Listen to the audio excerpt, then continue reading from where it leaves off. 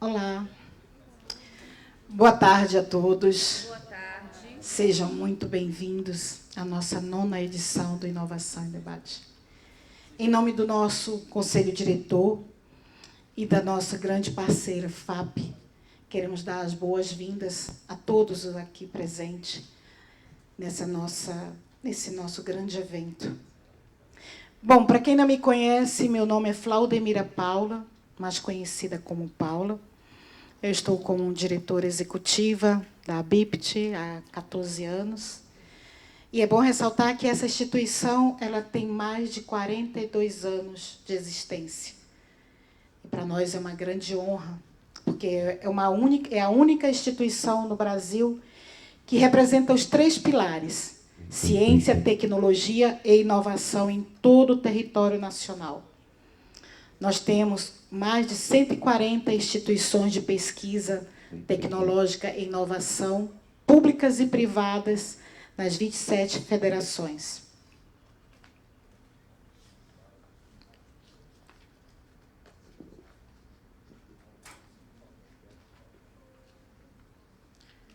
Além de contribuir para o fortalecimento do Sistema Nacional de Ciência, Tecnologia e Inovação, faz parte da nossa missão conectar empresas com instituições científicas e tecnológicas, com vistas a oferecer soluções adequadas e inovadoras às demandas do setor produtivo, bem como promover e apoiar a inovação nas empresas.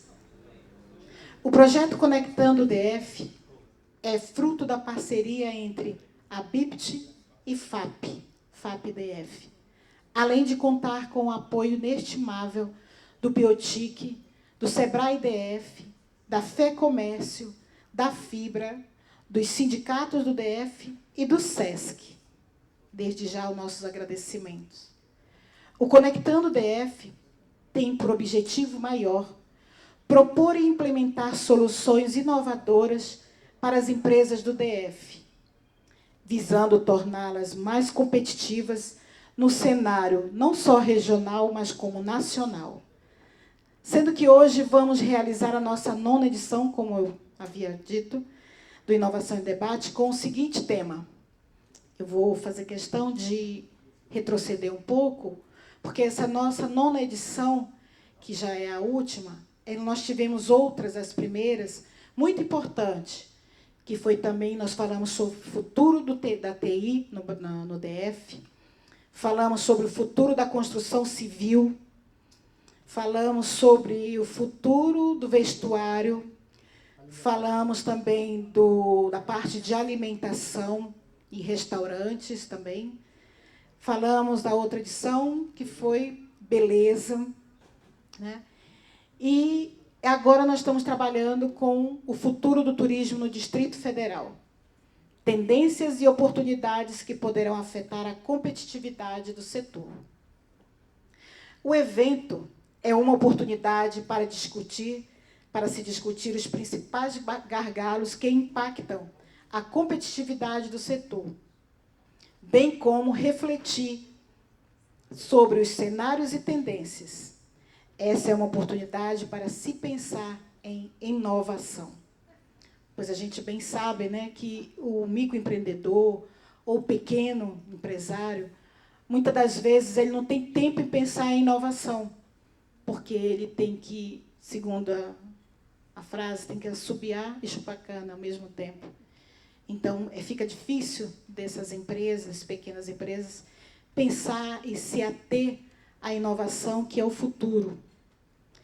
Nosso evento terá como moderador Félix Andrade da Silva, nosso colaborador, assessor da ABIPT, e contará com a participação ilustre dos seguintes convidados e palestrantes. Dr. Levi Jerônimo Barbosa, presidente da Associação Brasileira dos Agentes de Viagens do Distrito Federal, ABAV-DF. Dr. Henrique Severien, presidente da Associação Brasileira da Indústria de Hotéis do Distrito Federal, ABI-DF. Natália Halak Fabrino, analista do Sebrae-DF e especialista em turismo. Antes de passar a palavra ao moderador, eu gostaria de elencar algumas considerações sobre o tema de hoje. O setor de turismo no Distrito Federal tem sofrido influências devido à pandemia da Covid. Isso no cenário do mundo inteiro, né? A gente sabe que todos foram afetados. Desde 2020, provocando uma queda expressiva na demanda de viagens, hospedagens e atividades turísticas. Com a retomada gradual das atividades e a flexibilização das medidas restritivas, o setor tem tentado se recuperar de várias formas. Recentemente, nós tivemos uma informação que Brasília foi a terceira cidade do Brasil mais procurada por turistas estrangeiros em 2022, perdendo somente para São Paulo e Rio de Janeiro, na preferência dos visitantes de outros países. Portugueses, argentinos e ingleses são os que mais procuraram o DF para aproveitar as férias de julho. O mix de cultura e lazer, arquitetura modernista, gastronomia contemporânea e a infraestrutura de hotéis são os principais atrativos da cidade. Brasília também recebe homens e mulheres que vêm a negócios e a eventos, com foco em política e economia durante toda a semana. Além disso, a cidade de Brasília é considerada patrimônio arquitetônico e cultural da humanidade pela Unesco. O setor turístico da capital oferece uma rede hoteleira com 182 estabelecimentos. Emprega mais de 85 mil pessoas diretamente. Só em 2022, o turismo arrecadou mais de 42 milhões em impostos para a cidade. Isso representa 2,5% do PIB do DF. Durante o ano de 2023, a cidade será roteiro de grandes eventos, incluindo shows nacionais e internacionais, espetáculos de dança, concertos, jogos esportivos, congressos, além da Campus Party Brasil, versão brasileira de Campus Party, a maior experiência tecnológica do mundo, que acontece em torno de um festival de inovação, criatividade, ciência e empreendedorismo. Vale a pena ressaltar ainda que é importante desenvolver estratégias eficazes de marketing e promoção para destacar os atrativos únicos da região, bem como superar gargalos diversos que impedem o maior fluxo de turistas para cá. Esse evento tem como propósito justamente isso, através dos nossos especialistas convidados, detalhar um pouco mais o cenário desse setor e oferecer propostas para sua necessária modernização, permitindo, assim, ampliar sua participação no PIB do DF e torná-lo mais competitivo no contexto nacional. Dessa forma, esperamos que as senhoras e senhores aproveitem bastante o nosso evento e, desde já, a BIP agradece a participação de todos. Muito obrigada.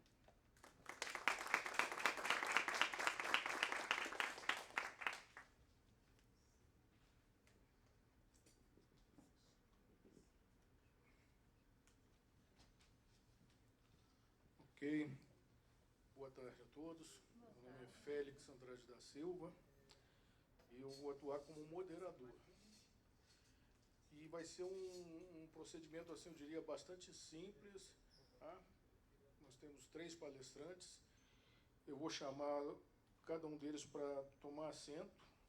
Levi Jerônimo Barbosa, da BAV-DF.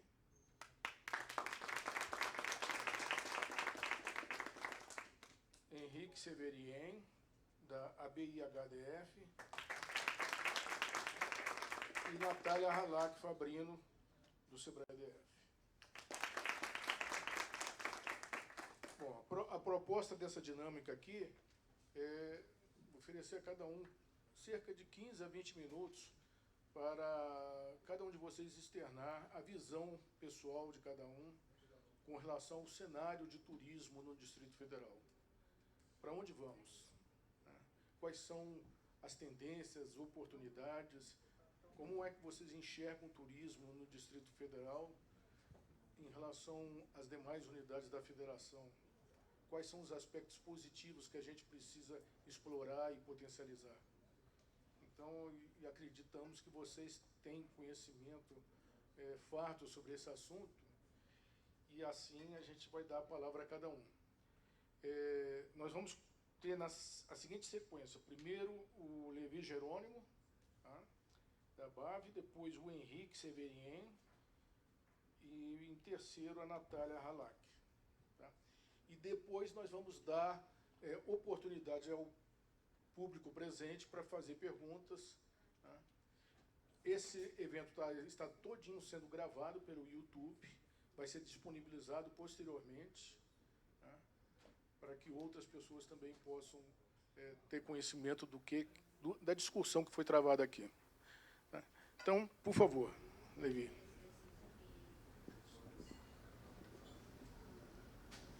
Som. Agora está alto demais. Bem, gente, boa tarde a todos. Sou o Levi, já apresentado pelo Félix. Representa a BAV-DF, associação que agrega as agências de viagem do Distrito Federal. Para começar a falar sobre Brasília e o Distrito Federal, é que nossa cidade é maravilhosa. Acho que todos hão de concordar com isso. Algumas coisas que a gente tem que melhorar muito aqui, para poder trazer atrativos para o turista vir para a nossa capital, deixar um pouco de ser o turismo exportativos que nós somos, né? Porque o brasiliense, na grande maioria, é nordestino, qualquer folgazinha está indo para a praia, largando a cidade. A gente tem que procurar trazer o turista para cá, para fazer o turismo cívico, cultural, de eventos. E eu vou dar como exemplo a própria ABAV.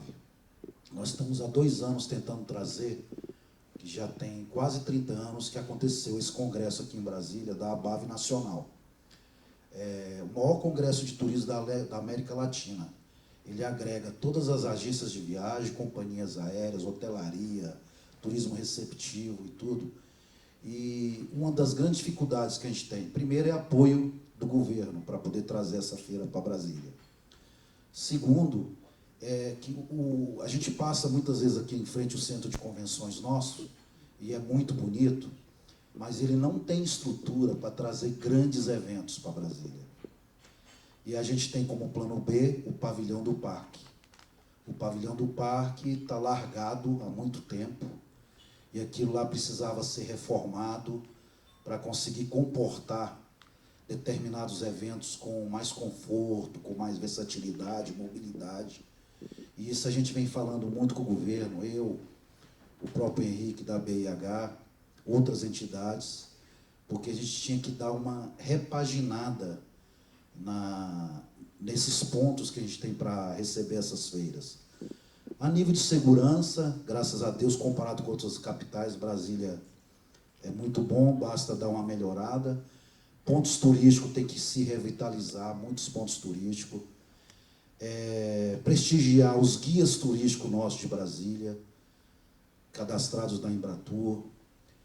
A questão dos artesãos também que a gente tem, que a gente pode influir, né, nessa cadeia, bares e restaurantes, né? E a divulgação da nossa capital lá fora, que é muito falha também. A gente peca muito nisso.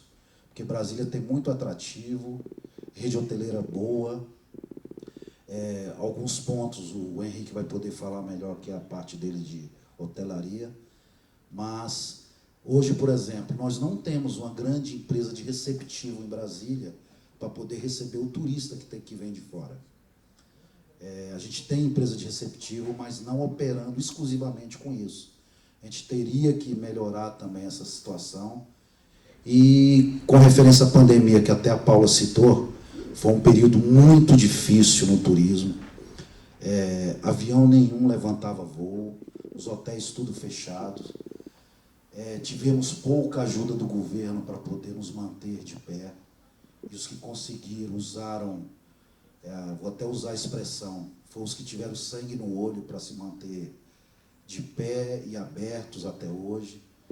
E agora é olhar para frente, segurar na mão de Deus e trabalhar. E muitos pontos em Brasília dá para se fazer melhor do que está, para poder trazer mais esse pessoal para Brasília. Era isso que eu tinha a dizer.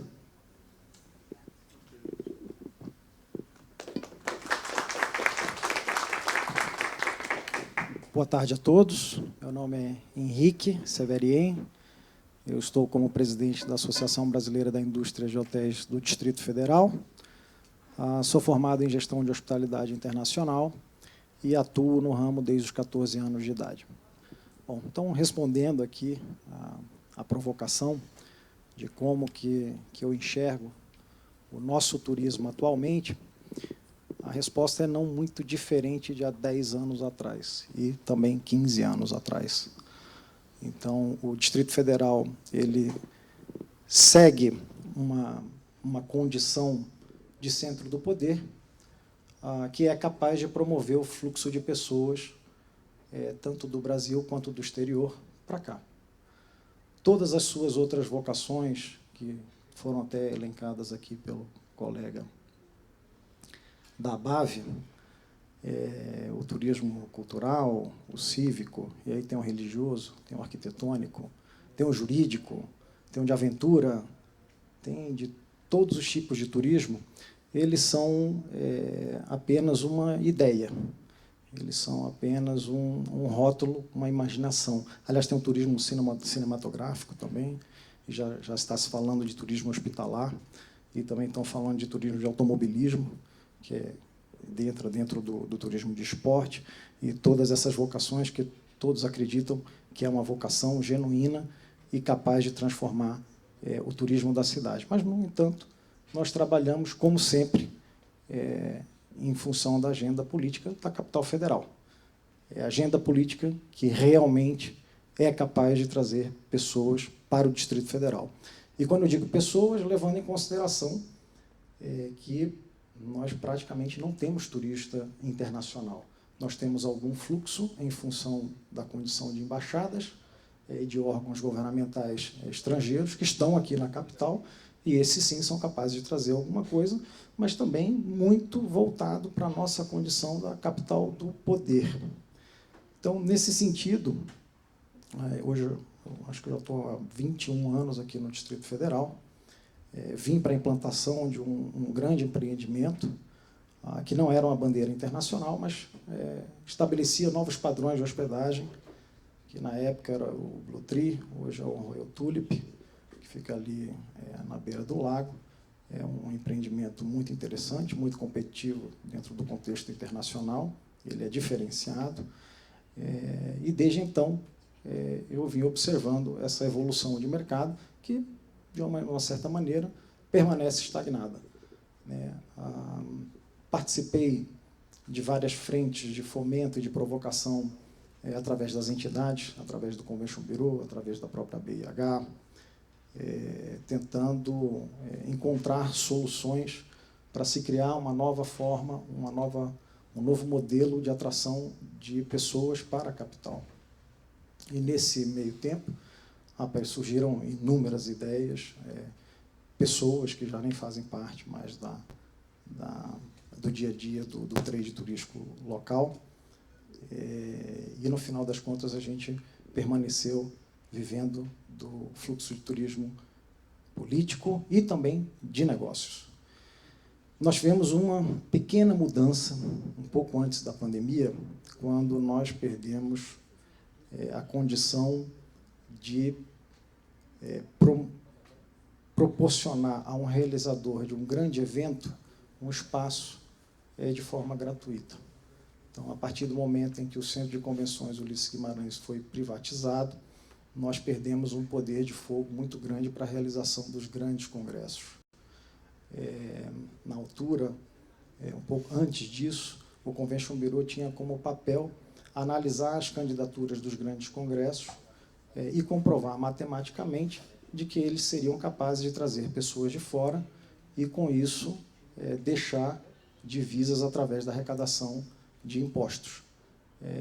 E, obviamente, através desse pleito, a concessão desse espaço em caráter gratuito, o que os outros estados do Brasil já fazem.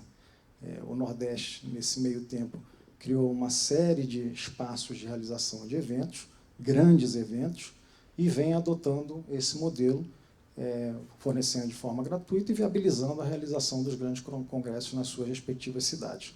Nós já não temos mais essa condição. Hoje, os nossos espaços que funcionam estão na mão da iniciativa privada e vão competir com outros espaços que não cobram nada para que os eventos aconteçam por lá, mesmo que nós tenhamos aí uma série de vantagens com relação a uma série de cidades do país.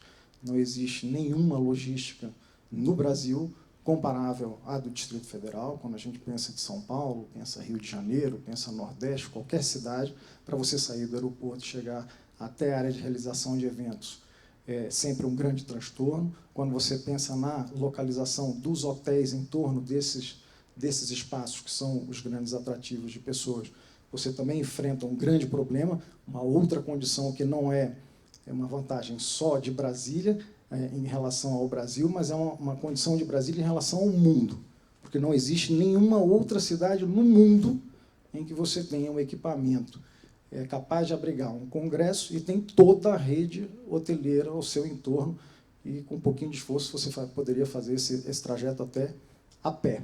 Mas com todas essas vantagens, nós perdemos aí, a partir do momento em que o espaço foi privatizado, esse caráter de gratuidade, que é um grande atrativo para qualquer realizador de evento. Ele já elimina aí uma grande parcela de patrocínio necessária para a realização de um grande evento. Então, acho que eu respondo a pergunta de como que eu vejo o turismo hoje. No aspecto político, aí nós entramos num gargalo ainda maior. Por quê? Nós tivemos aí, nesses 20 anos que eu estou aqui na capital federal, uma série de transições de governo e de lideranças com visões distintas de quais seriam os temas mais apropriados a serem explorados, capazes de trazer pessoas para a capital federal. Então, nós tivemos aí um governo Agnello, tivemos um governo Hollenberg, estamos no governo atual do Ibanez Rocha, com partidos diferentes, com ideologias políticas distintas, e as pessoas que vêm tratar o turismo, cada um vem com uma ideia completamente diferente, e isso promove uma série de continuidade de ações. Curiosamente, nós tivemos, até no atual governo, uma mudança na pasta do turismo, que a gente enxerga com uma certa preocupação, porque a mudança de pessoas muda mais uma vez o direcionamento. E é muito importante entendermos que a atividade econômica do turismo ela não se resolve em 4 anos. Aliás, nem em 8 anos.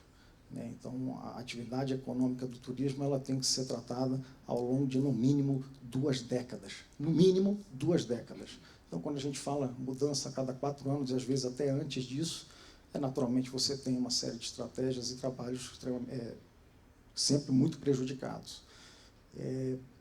Soluções para o futuro. Diante dessas questões que eu citei aqui, eu não vejo outras alternativas a não ser a criação de leis que determinem direcionamentos, tanto na área pública quanto na área privada. Na área privada, por quê? Nós, hotéis, somos o termômetro da atividade econômica do turismo. Então, para a atividade estar aquecida, os hotéis têm um dos seus indicadores, ele tem que estar apontando para cima, que é a taxa de ocupação. Esse é um termômetro muito importante.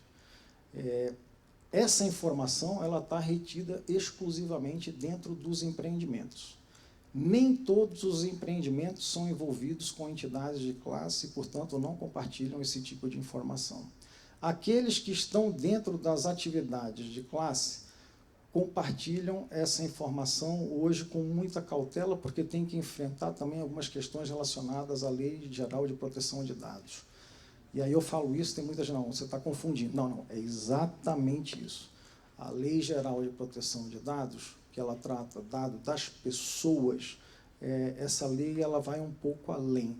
Porque quando você começa a divulgar quanto que você vai ter de taxa de ocupação, você começa a ferir o princípio da competitividade e, obviamente, da precificação. E é enquadrado dentro de uma questão de legislação que pode ser colocada como um cartel. Você antecipa uma informação de taxa, de indicador, e, portanto, as pessoas vão precificar seus negócios de acordo com isso. Já existem redes que não estão mais compartilhando dados estatísticos antes que eles aconteçam, só após e ainda assim com uma série de restrições de aplicação. Isso dificulta bastante também, porque quando vem as restrições você não consegue expor para a montagem de uma estratégia em qual região houve uma ocupação X ou Y dentro daquela localidade, então fica muito difícil medir o impacto de determinadas ações. Até para exemplificar um pouco, nós tivemos recentemente o Carnaval em Brasília. O Carnaval em Brasília foi uma data agora recente, onde depois de 2 anos sem nada acontecendo na cidade, nós tivemos o poder público injetando algum recurso para atender os anseios das escolas de samba e, portanto, para atender os anseios da própria população. Mas a aplicação de recursos ela precisa ser justificada. Eu, particularmente, acho que, nesse caso, não precisaria. Mas precisa ser justificada e foram divulgados alguns dados relacionados à expectativa da taxa de ocupação, que foram muito otimistas, e a BH resolveu fazer uma coleta de dados mais aprofundada antes e depois do Carnaval, e verificamos que nós tivemos uma queda de 4% em relação ao ano anterior, este ano, mesmo com uma injeção de recursos para as escolas de samba e para os blocos de Carnaval. 4% a menos, isso é expressivo? Não. Na nossa análise, a gente não teve nenhuma alteração histórica, porque nos últimos 5 anos foi exatamente o que aconteceu, à exceção de 2021, onde nós tivemos efetivamente uma queda, porque havia aí um momento de segunda onda de pandemia e, portanto, uma retração justificável. Mas a gente ficou sempre um pouco acima dos 30%. Esse ano foi especialmente baixo, foi 33,65%, mas houve uma questão muito curiosa. Como nós aumentamos a nossa base de coleta de dados, porque havia um indicador informando que nós estávamos chegando a uma ocupação máxima, nós acabamos nos deparando com uma situação que a gente não sabia. Na região de Taguatinga, próxima a Águas Claras, nós tivemos uma ocupação em torno de 62% no período do Carnaval. Portanto, ela, inclusive, contribuiu para alavancar a média geral. Então, eu tive a preocupação de ligar para os empreendimentos e perguntar como que vocês estão fazendo 62%, sendo que, historicamente, essa região é a última a gerar movimento e a região central está bem abaixo disso. O que está acontecendo aí? Nós estamos tendo aqui alguns eventos religiosos. Esse tipo de informação, de coleta de dados, ela é muito importante. Ela pode fazer com que as estratégias sejam tomadas de forma mais assertiva. Então, para o futuro, a minha indicação seria tratar coleta de dados com muita seriedade e através de projetos de lei, porque se depender dos empresários, isso não irá acontecer. Os empresários eles enxergam tudo que vem do poder público com extrema desconfiança e estão cobertos de razão, porque quando a gente dá um dado, que é esse, a taxa de ocupação, que, em princípio, ele é extremamente relevante, ele pode dar a falsa sensação de prosperidade no negócio. A taxa de ocupação ela não representa tudo dentro de uma operação hoteleira. Você tem que cruzar isso com o seu valor praticado nas diárias, ou seja, o seu sistema de precificação. Esses dois fatores cruzados, eles vão te dar um outro indicador que hoje é o mais importante para a hotelaria, que é o RevPAR, que é a receita por apartamento disponível. Isso realmente é muito relevante para os empreendimentos. E, ainda assim, não leva em consideração uma série de fatores, todos aqueles elementos que compõem o resultado dessa operação. Para dar um exemplo, um pouco antes da pandemia, a hotelaria estava pagando R$ 7,00 no peito de frango e nos seus derivados. Hoje, ninguém consegue pagar menos de R$ 16,00. Então, você teve, aí, antes da pandemia, mais de 100% de acréscimo dentro de um pequeno item, lembrando que 100% dos hotéis fornecem ovos mexidos no café da manhã, e, por incrível que pareça, o consumo médio de um hóspede de ovos no café da manhã, ele deve quadriplicar em relação ao que ele consome dentro de casa. Porque quando ele chega nos hotéis, ele come a beça. E tudo isso vai influenciando o resultado dessa operação. Então, é curioso, porque nós somos amadores quando se fala de estratégia para desenvolvimento da atividade turística, principalmente porque não somos capazes de trazer todos os dados relevantes para medir o desempenho dessa atividade que é tão complexa. E temos aí um outro problema que eu acho que é muito parecido com a área de restaurante, que é todo mundo acha que pode tocar um restaurante, né? Quando a pessoa cansa da sua profissão e resolve se aposentar, ela acha que pode tocar um restaurante. E tem uns tantos que também acham que podem tocar hotel. E tem uns que nem acham que podem tocar hotel, mas acham que podem falar de hotel, que podem falar desse negócio, falar desse termômetro da atividade econômica do turismo. Isso é muito grave. Isso não podia ser permitido, de forma alguma. Não há nenhuma legitimidade. Até um representante de classe da área deveria ter alguns critérios para poder se pronunciar a respeito de dados. Porque dados incompletos, eles vão gerar uma série de problemas. Se eles forem superlativados por alguma razão, ou extremamente positivistas, e eu já vi isso acontecer, não só aqui, mas em outras cidades, você gera dados positivistas para poder criar a expectativa. Olha, está lotado, que é para ver se as pessoas vêm realmente. Acho que é mais ou menos a estratégia de boate. Você deixa todo mundo na fila, não tem ninguém lá dentro, mas como tem uma fila na porta, todo mundo vai para lá. Então, você fala que tem uma grande procura, você vai criar uma procura. Uma estratégia, um tanto quanto questionável. Mas isso é algo que se faz com uma certa frequência e prejudica uma série de outros trabalhos em paralelo que são capazes realmente de ajudar o setor. O setor, hoje, do turismo no Brasil como um todo, ele acaba sofrendo as mesmas questões que o Distrito Federal. Não sei se, acho que ontem ou antes de ontem, houve uma publicação de um dado que foi da Embratur. Nos primeiros 2 meses, o Brasil alcançou a marca histórica de mais de 800 mil viajantes estrangeiros no Brasil, e acho que o mais próximo disso foi em 2019, foi em 2020, que era 700 mil. Então, se a gente pensar, a gente vai sair dessa marca dos 6 milhões de turistas internacionais em breve. E aí, de maneira muito simplória, a gente atribui a essa situação a taxa de câmbio. A taxa de câmbio, sem sombra de dúvidas, ela é muito importante. Se a nossa moeda ela está desvalorizada, isso pode promover o incremento de fluxo turístico internacional, porque a moeda dele está mais forte, então, nomeadamente, o dólar e o euro, o país acaba se tornando mais atrativo, mais barato, mais em conta, e a gente consegue um incremento.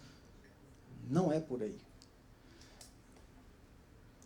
Aumentou-se em mais de 100 mil a quantidade de viajantes estrangeiros. Da onde? Da onde vem esse turista estrangeiro, efetivamente? Qual é o mercado emissor que foi capaz de promover essa alteração nesses primeiros 2 meses de 2023? Por que eu digo isso? Porque nós tivemos uma mudança de governo muito recente. Um governo, e aí, obviamente, não vamos discutir, mas é um governo de esquerda E nós temos que entender se existe um fluxo de um mercado emissor que tem uma afinidade com esse novo governo. É possível isso acontecer? Extremamente possível. A Europa é um grande emissor, e eu não sei exatamente, porque a pesquisa não indicou de onde eles estavam vindo, mas só o fato de ter uma moeda mais forte não seria relevante, capaz de trazer pessoas aqui se não houvesse uma afinidade política. Se não houvesse um entendimento que existe uma visão hoje diferente com relação às tratativas como sustentabilidade, como raça, gênero, tudo, né? Tudo que a gente, todos os temas, os outros temas que nós tratamos, que necessariamente contribuem com a afinidade do fluxo de pessoas de um país para o outro. Enfim, acho que eu estou esgotando meu tempo, vou dar um tempinho aqui para vocês, depois a gente volta para trocar mais umas farpas, mas presente, muito parecido com 15, 20 anos atrás. Futuro, uma série de desafios, porque o presente ele não mudou, ele continua exatamente da mesma forma. Minha sugestão, criação de leis que obriguem a tratativa de dados de forma mais assertiva e enquadrada dentro da realidade de atividade. De nada basta a coleta de dados para uma interpretação incorreta. Basicamente é isso. Obrigado. Henrique, muito obrigado. Antes de passar a palavra para a Natália, eu gostaria de convidar para tomar assento o colega Fernando Mesquita, do Sindicato Rural de Turismo do Distrito Federal, o presidente do sindicato, para oferecer também com a sua contribuição aqui para o nosso debate. Bem, boa tarde a todos. Meu nome é Fernando Mesquita, presidente do Rural Tour, Sindicato de Turismo Rural e Ecológico do DF e entorno. Bem, o Henrique passou aqui, eu gostaria de ouvir a Natália, e depois aí eu dou, então, entrada na minha fala. Pode ser? Pode ser? Fique à vontade. Tá. Bem, gente, foi convidado aqui pela Paula, pelo Félix, para estar acompanhando aqui esse painel, e achei muito interessante aqui as colocações do Levi, do Henrique, e a própria provocação do tema, o futuro do turismo no Distrito Federal. É bom quando a gente ouve falar de turismo, o turismo, né? E o futuro, a tendência, mas é muito importante nós falarmos também do presente e termos uma consciência crítica como é que está o turismo em Brasília, nesse momento. E o que é essa consciência crítica? É a gente saber e tentar interpretar a realidade. Como está sendo essa realidade dentro do Distrito Federal? Eu gostei desse dado aqui que a Paula trouxe, viu, Félix? De 42 milhões de contribuições em tributos para o Estado. Um número muito tímido. Ao meu ver, pelo potencial que Brasília tem, muito pouco. Foi colocado agora um dado pelo IBGE, que se o Lago Sul de Brasília fosse tido como um município, seria o município mais rico do Brasil, com a renda per capita de R$23 mil por pessoa. Ou seja, Brasília tem potencial muito grande. 3 milhões de pessoas aqui na capital, envolvendo a própria capital e o entorno, com a renda per capita alta. Então, tem um tipo forte aqui em Brasília. E o porquê nós, do turismo, trabalhando no turismo, e um dado desse, 42 milhões. 50 milhões é investido pelo segmento de turismo lá em Gramado, no Natal Luz, investe uma média de 50 milhões e arrecada-se mais de 500 milhões. Ou seja, governança. E o que é governança? É a participação do setor privado e o público buscando soluções para que possam, então, ter aquilo que foi falado, competitividade e atrair. Então, é um destino turístico importantíssimo, o Sul, com Gramado e as suas vinícolas, as suas serras gaúchas, sim, estão sabendo trabalhar, e muito bem, o turismo no Rio Grande do Sul, na região sul como um todo. E eu concordo muito aqui com você, viu, Henrique, quando se fala em políticas públicas. Precisamos de lei. Sim, precisamos de lei. Mas precisamos efetivar e materializar essas leis. Porque muitas vezes nós temos a lei e nós não conseguimos materializar essa lei. Por exemplo, dentro do Sindicato de Turismo Rural e Ecológico do DF, Nós temos uma lei 6.515, está aqui o Bruno, que é lá do Visite Braslândia, que também é uma entidade que representa o turismo rural de Braslândia, né, Bruno? Já trabalhou junto com o Rural Tour. Então, nós temos uma lei que se chama-se classes transplantadas. O que é as classes transplantadas? Uma iniciativa do Rural Tour, à época, quando a dona Maria Duarte, que já é falecida, mas ela foi secretária de turismo no governo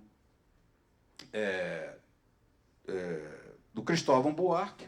Então, teve essa iniciativa das classes transplantadas. Pegar o corpo docente, ou seja, os alunos das escolas públicas e privadas, e levarmos para a área rural, nos equipamentos de turismo rural, onde são laboratórios, em que ali poderiam se ofertar um trabalho pedagógico muito forte, inspirado no turismo rural pedagógico da França. O Sebrae, à época, Natália, selecionou 12 equipamentos turísticos. 12 equipamentos turísticos. Acho que o Bruno trabalhou nesse projeto. Tivemos a lei, tivemos um decreto, tivemos uma portaria, mas não tivemos a execução. Então, nada, muitas vezes, para morrer na praia.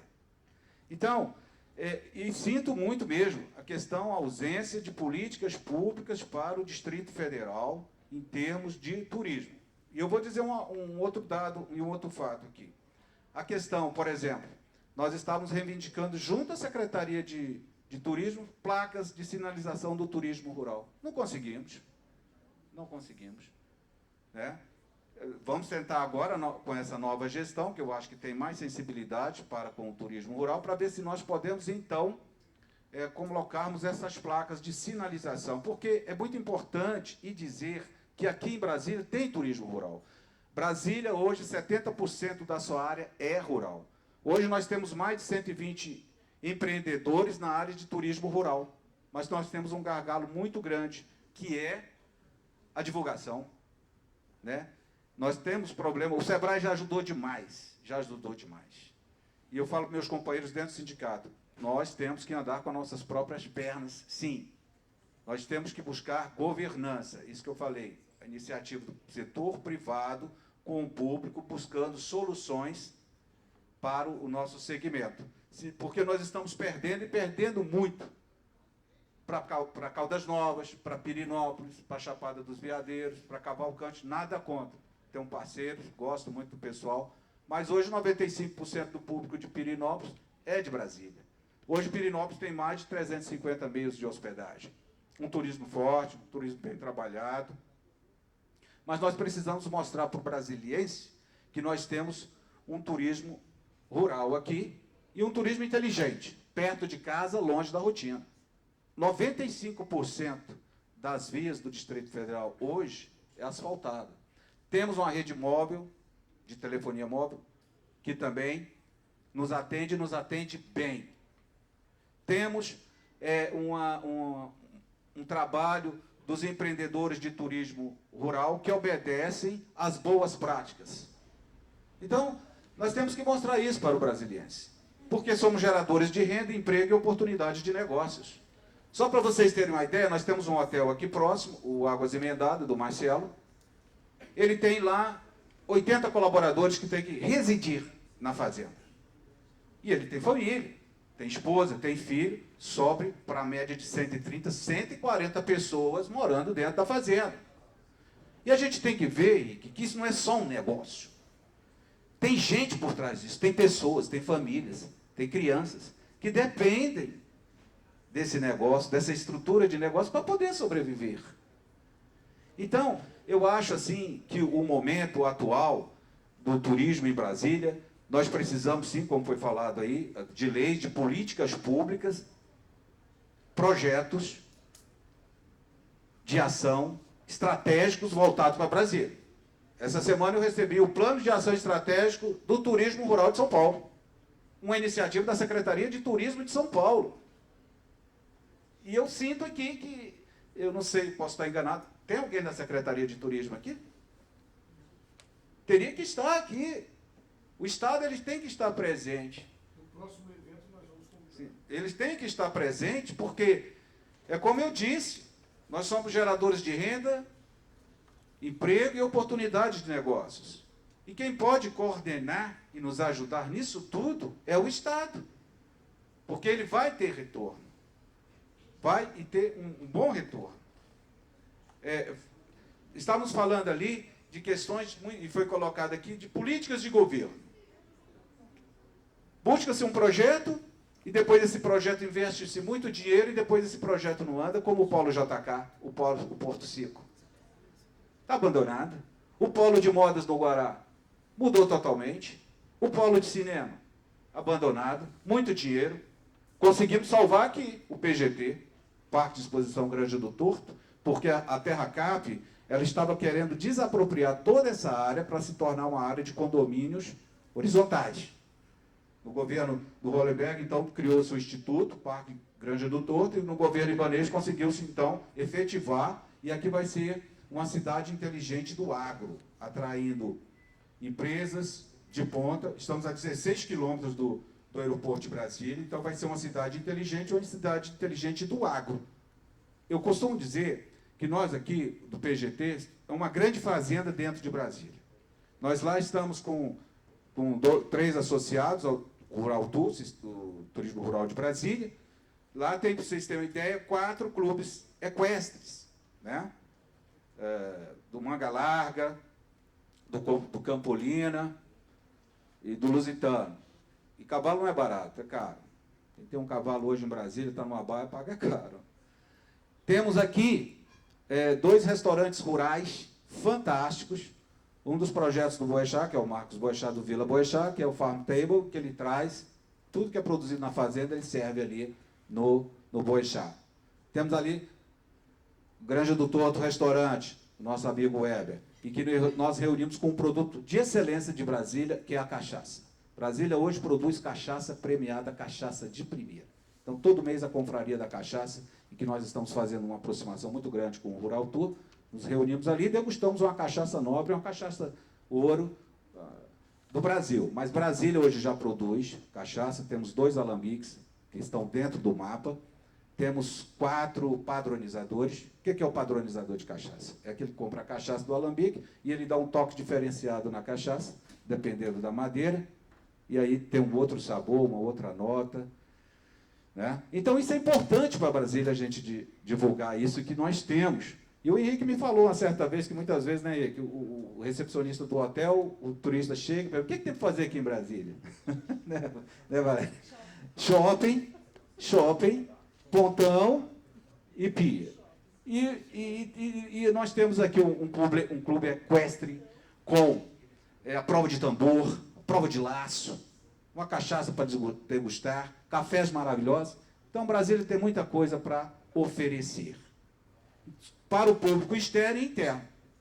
Em 2007, o Sebrae fez um levantamento. O que as pessoas gostam de fazer no final de semana? 40% final de semana ir para a casa da sogra. 20% shopping. 10% cinema. Turismo rural, 5%. Então, é um público, essa pesquisa, claro, hoje é outra realidade, é de 2007, tem bom tempo, né? Mais de 10 anos, mas só para vocês terem uma ideia nesse sentido, aquilo que a colocação do Henrique, dados, informações, o que fazer e como fazer. Então, eu vou passar a palavra para a Natália, que eu estou bem ansioso para ouvi-la, né? Minha professora, e depois a gente continua esse bate-papo. Natália, antes de você começar a falar, eu gostaria só de anunciar a presença, a chegada do nosso presidente, Dr. Paulo Rogério Foina, que teve um outro evento e aí acaba de chegar. Seja bem-vindo, Foina. Obrigado, gente. Boa noite, boa tarde. Meu dia está tão corrido que já é de noite para mim. Obrigado aos participantes. O debate foi maravilhoso. Eu peguei já um feedback de vocês. Parabéns. Nós estamos com um bom conteúdo aí para a gente trabalhar. Espero que todos tenham aproveitado também as falas, as informações que foram passadas. Eu acho que o turismo é uma fonte importante de receita do DF, né? A gente não aproveita mal, né, o nosso turismo. Acho que nós temos aí muito que ganhar ainda com turismo e tecnologia. A tecnologia hoje está permeando todas as atividades humanas. agora com o ChatGPT mais ainda, né? Até em áreas que a gente achava que estavam preservadas do avanço tecnológico, agora com a inteligência artificial cognitiva e responsiva, está ficando muito mais, estamos mais em risco, né? Profissões que são repetitivas, intelectualmente repetitivas, podem ser substituídas, né? Então vai sobrar espaço para a criatividade. E aí o turismo tem muito que nos ajudar nisso, porque tem muita coisa para ser explorada ainda no turismo, em termos de inovação tecnológica, em termos de oportunidades de negócio, inclusive novos modelos de negócio, novas tecnologias de apoio, etc. Então, vamos aproveitar. Então, eu queria agradecer. Eu peço desculpa por não ter acompanhado o evento todo, estava em outro evento, né? Hoje, essa pandemia deixou a gente com os meses mais curtos, né? De tanta coisa para fazer. Mas parabéns aí pelo trabalho. Alô? Tá, né? Bom, vamos lá. Boa tarde a todos e a todas. Uma alegria estar aqui também. Difícil falar depois de todo mundo, né? Muitas informações. Na minha cabeça está uma coxa de retalhos. E por opção mesmo, eu quis vir mais solta para essa discussão. Porque eu acho que, na verdade, é isso. É uma discussão, é uma reflexão. Então, eu vou compartilhar algumas impressões que eu tenho com vocês, fruto da minha experiência e da minha formação. A minha formação é turismo, né? Então, eu sou formada em turismo, eu tenho um mestrado em desenvolvimento sustentável, mas eu acho que a minha maior escola é estar à frente do turismo há 8 anos no Sebrae. Então, eu acho que... E eu não sou de Brasília, eu sempre acho que isso também é importante falar, né? Eu sou uma pessoa que escolhi Brasília para viver, então o que é alguém de fora está pensando, né, o turismo do DF. Então, eu acho que um primeiro ponto que eu já conversei em outras oportunidades é a questão da nossa economia ser muito ancorada no funcionalismo público, uma economia de serviços baseada no serviço público e nos grandes salários que nós temos em Brasília, né? E isso sustenta a nossa economia por décadas.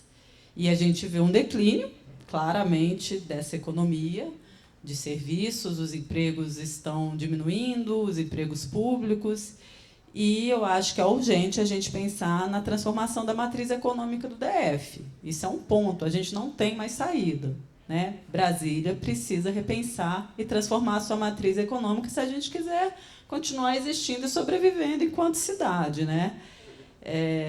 Uma cidade viva. E a gente sempre fala que o turismo, desde também que eu entrei, o turismo está na pauta de todos os governos, de todos os materiais, né? Mas, assim, o que eu sinto, eu acho que o primeiro ponto é a gente assumir a nossa realidade.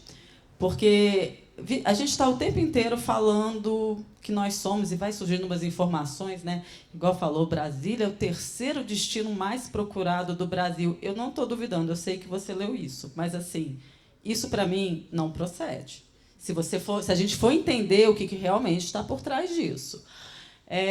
Somos terceiro polo gastronômico, somos patrimônio da humanidade, somos cidade criativa do design. A gente vai pegando um monte de informação e criando um verdadeiro delírio coletivo, entendeu? Sem realmente tomar consciência do que nós somos. E nós, enquanto destino, numa perspectiva do turismo, nós somos precários. É uma precariedade que a gente precisa começar a assumir, entendeu? E parar com esse discurso que nós somos vocação potencial, porque se hoje nós estamos iguais do que há 10 anos atrás, a gente está totalmente ultrapassado. É um presente ultrapassado, porque se a gente não saiu do lugar, todo mundo evoluiu, a gente está no passado, na verdade. O nosso presente é o passado, né?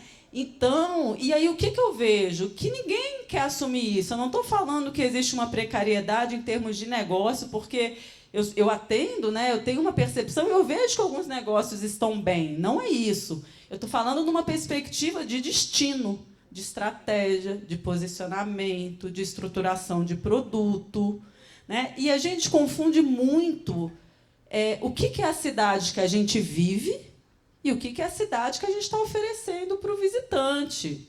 É outra coisa que eu acho que se confunde muito. Viver em Brasília é maravilhoso. Mas o quanto que a gente consegue conectar a vida que nós temos aqui com o turista?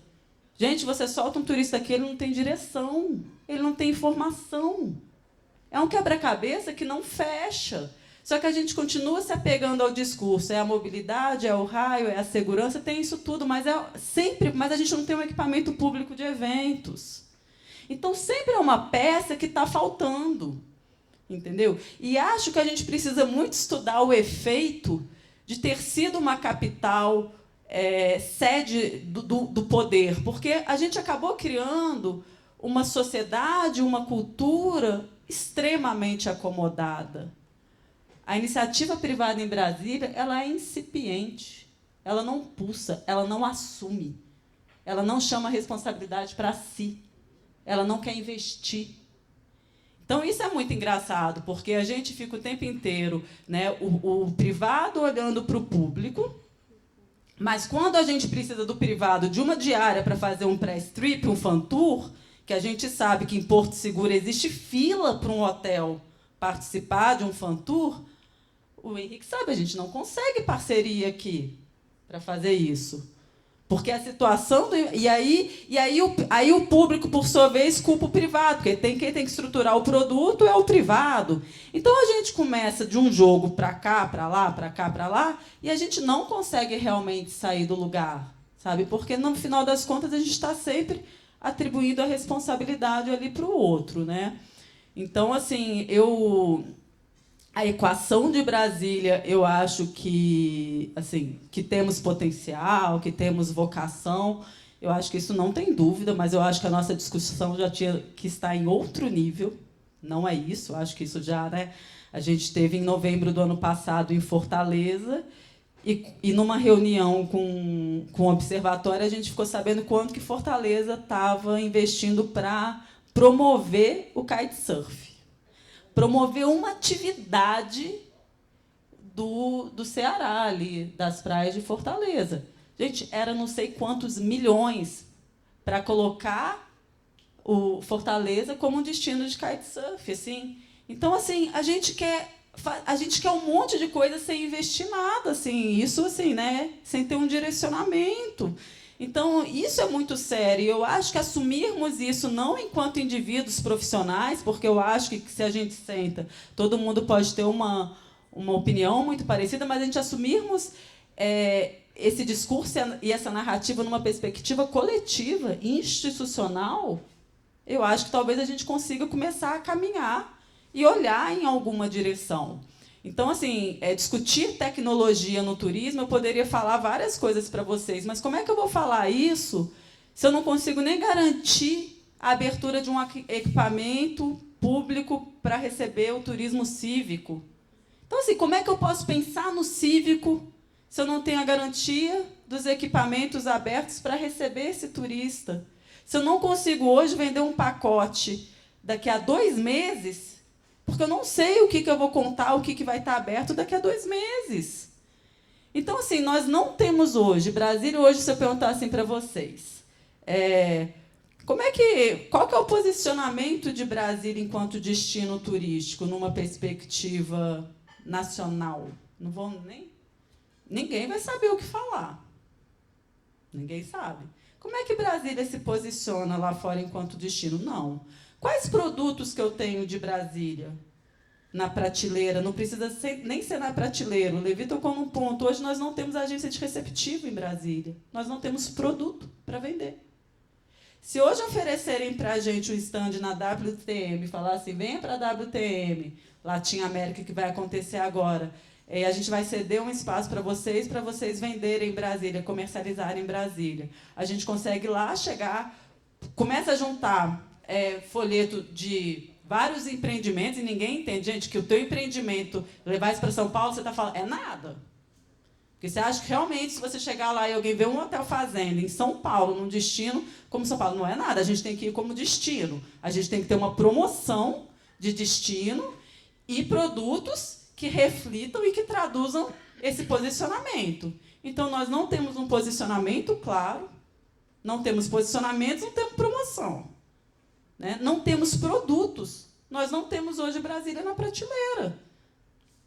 Se você entrar e falar assim, quero comprar um pacote de Brasília, seja por meio de uma agência, seja por meio de outras plataformas, a gente não sabe. Então, vir para Brasília, ou você precisa fazer alguma coisa, né, no sentido assim, eu tenho alguma obrigação em Brasília, ou você tem alguém que vive em Brasília, e essas pessoas normalmente acabam também se apaixonando por Brasília, porque elas começam também a vivenciar um cotidiano de quem é do morador. Isso eu acho assim que todos nós já experimentamos, né? O que é alguém que visita Brasília sem ter nenhuma referência humana aqui, né? E você visitar Brasília quando você tem um vínculo com alguém que vive aqui. Eu acho que é uma experiência completamente diferente, porque, sim, somos uma cidade com muita qualidade de vida, muito aprazível. Então, assim, gostei da fala do Fernando, né? De falar essa questão do turismo rural. É promoção? Vamos ter um olhar assim, sobre o turismo rural mesmo. Eu acho que a gente está falando mais de promoção, porque a gente precisa também entender assim, uma coisa é o meio rural em São Paulo, que é aquela cidade, né, enlouquecida. Outra coisa cara, a gente vive numa cidade-parque. Então, assim, Brasília é uma cidade muito bucólica. A relação com a natureza em Brasília ela vai ser muito diferente das outras grandes cidades, né? Então, assim, a gente está entre dois destinos. A gente está entre Pirenópolis e Chapada dos Veadeiros. Chapada dos Veadeiros é um destino nacional / internacional. Pirenópolis é um destino regional muito forte, já trabalhando uma perspectiva nacional. Então, assim, isso cria para a gente uma estratégia para o nosso turismo de natureza que precisa ser muito pensada. Entendeu? Porque realmente a gente é muito oprimido por dois destinos muito próximos, por uma cidade que já oferece muita qualidade de vida, muito verde. Então, assim, qual que vai ser o caminho para o turismo de natureza diante dessa realidade? É isso que a gente precisa discutir mais, às vezes, do que ficar, né? Olha, nós precisamos de promoção? Precisamos, mas eu acho que a gente, e lido muito com os empreendimentos, mas a gente precisa de produtos de mais qualidade. Entendeu? A gente precisa trabalhar a excelência na oferta de produtos e serviços. A gente tem hotéis próximos que estão em roteiros do charme e tudo. Então, a gente precisa ter esse olhar do quanto é desafiante pensar no turismo de natureza num destino como o nosso, né? E por aí, assim, a gente poderia conversar sobre vários outros segmentos, enfim, né? Agora, resumindo, assim, o meu olhar de futuro, né? O que eu entendo e tenho pensado no Sebrae. Eu acho que a gente precisa entender a nossa competitividade numa perspectiva nacional / internacional em algum momento, né?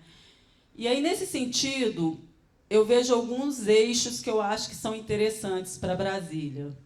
Primeiro, Brasília é capital de todos. Eu não colocaria nem todos os brasileiros. Para mim, assim, a Brasília é capital de todos. E a gente precisa abraçar o Brasil, somos capital do Brasil, ninguém vai nos tirar nunca isso, temos embaixadas. Então, dentro desse Brasília capital de todos, trabalhar a perspectiva do cívico, de captação, de abraçar realmente o Brasil e o mundo como capital, né, ali. Então, para mim, Brasília é capital de todos, para puxar um pouco esses segmentos de eventos, de negócio, de cívico. Segundo, Brasília é capital do design. Somos cidade criativa do design, com título da Unesco. Só Brasília e Curitiba, no Brasil, possuem o título do design. E o que a gente conseguiu trabalhar isso em termos de posicionamento, em termos de produto? Nada, a gente só tem o título. Mas isso realmente nunca se traduziu num posicionamento claro para o destino. E aí, dentro da cidade do design, a gente vai trabalhar nossa arquitetura, patrimônio cultural da humanidade, por aí vai. Terceiro, Brasília é capital dos festivais. Adoro essa temática. Brasília hoje abriga muitos festivais. Não são os festivais que a gente recebe, não estou falando da gente enquanto enquanto os shows, né, enfim, que a gente está recebendo, mas os festivais que nascem em Brasília. Então, hoje a gente é uma cidade com uma seca, que permite que a gente tenha aí 8 meses com diversos festivais que acontecem nos nossos lugares, né, ao ar livre, nos lugares públicos, e a gente não trabalha isso enquanto um produto.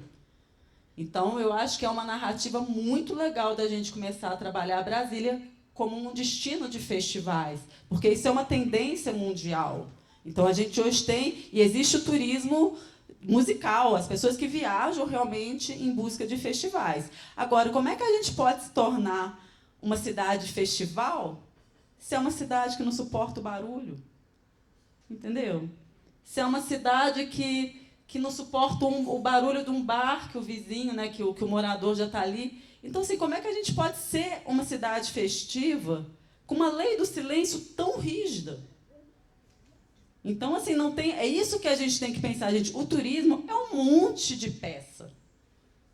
Não existe a gente começar a se posicionar como Brasília, cidade de festival, se meia-noite não tem nenhum restaurante funcionando, entendeu? Porque uma coisa sou eu que moro aqui, que consigo sair, ir num show, estar na minha casa 11 horas, sei como eu vou, sei como eu volto, peço um iFood. Agora, pense isso numa perspectiva do turista, que vem para cá para usufruir disso enquanto uma experiência. Ele precisa de muito mais serviços do que nós, enquanto moradores. Então, a gente não pode transferir a nossa percepção, porque a vivência dele precisa ser uma vivência muito mais organizada, comunicada, né? Então, Brasília, enquanto cidade de festivais, acho que tem uma questão que a gente precisa trabalhar, que é Brasília, capital do bem viver.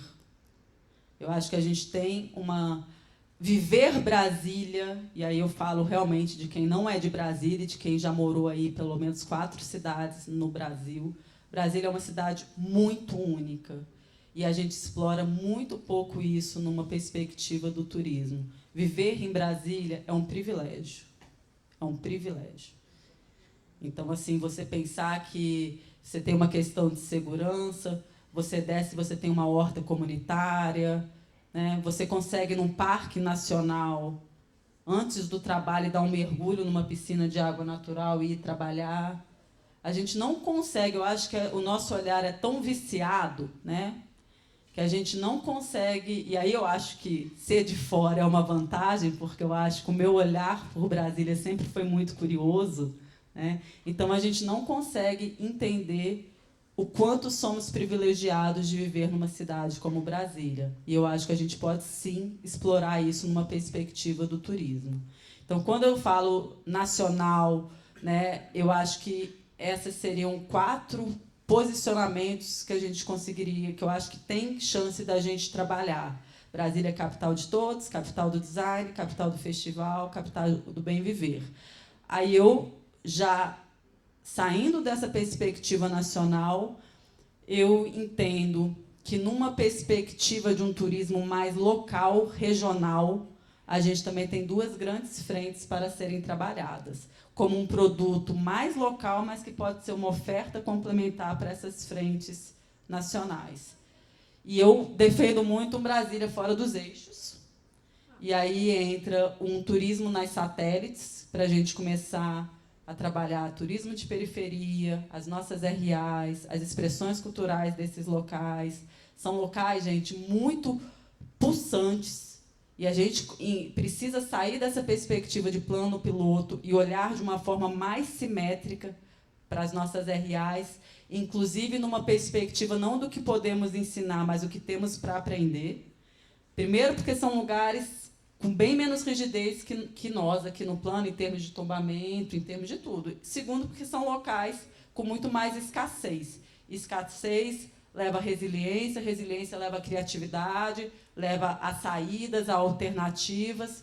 Então, eu acho que é uma frente muito interessante da gente começar a trabalhar, que é esse turismo urbano nas RAs, esses movimentos, essas expressões culturais, e o turismo de natureza, porque isso é indiscutível, né? Hoje, de todos os segmentos que eu atuo, eu acho que o que eu enxergo uma organização em termos de grupos organizados, pessoas ali trabalhando em torno de interesses comuns. A gente tem mais de 9 iniciativas coletivas que estão aí localizadas no meio rural. É o turismo de natureza. Então, eu acho que turismo de natureza e o turismo nas RAs, nas satélites, hoje são produtos que a gente precisa trazer um olhar ainda. Eu acho que ainda há muito para se consumir localmente e regionalmente. Mas, por exemplo, quando eu falo de um turismo de bem viver, eu levo o turismo de natureza junto, o turismo rural de natureza. Quando eu falo no turismo de festivais, claramente o turismo de periferia é uma oferta complementar desse turismo de festivais. Então, tudo, de alguma forma, vai se interligando. Mas eu acho que ter a estratégia clara é fundamental, ter um direcionamento, porque quem vai promover a gente é o governo, né? Então, a gente precisa, assim, governo, vamos discutir qual que vai ser a estratégia para posicionarmos Brasília nos próximos anos. Vai ser isso? Para quais destinos emissores? Quais são os nossos destinos emissores estratégicos? São esses? O que a gente vai levar? Ah, é roadshow, é press trip, é fan tour, é não sei o quê, não sei o quê. Ok, vamos traduzir isso, iniciativa privada, vamos traduzir isso em termos de produto. A gente tem que rechear esse posicionamento com produto. E aí a gente começa num trabalho que é quase um dever de casa, mas, curiosamente, é um dever de casa que Brasília não faz, que é ter um posicionamento claro e ter produtos para a gente comercializar que reflitam esse posicionamento. Brasília não tem isso. Então, eu acho que é assumir a nossa realidade, colocar os pés no chão e realmente começar a ter uma conduta de questões mais estruturantes. E aí, depois disso, a gente discute tecnologia. Concordo 100%. Sem dados, não há direcionamento se a gente não tiver dados. E dados numa perspectiva o quê? Né? Dados para transformar a inteligência de mercado para tomada de decisão. Não adianta. Como é que eu vou decidir qual que é o meu destino emissor estratégico se eu não tiver dados? A gente precisa entender isso e parar de falar, a taxa é isso, tá pegando esses dados que não se comunicam, né, e continuar aí criando uma ilusão de que Brasília está entre os top 5, sei lá, né, top 3 do turismo no Brasil, gente, porque isso não é real. É isso. Falei muito, mas eu acho que a gente está aqui também para isso, né? E eu acho que a gente começa a transformar quando a gente passa a ter uma tomada de consciência mais coletiva e vamos para o debate.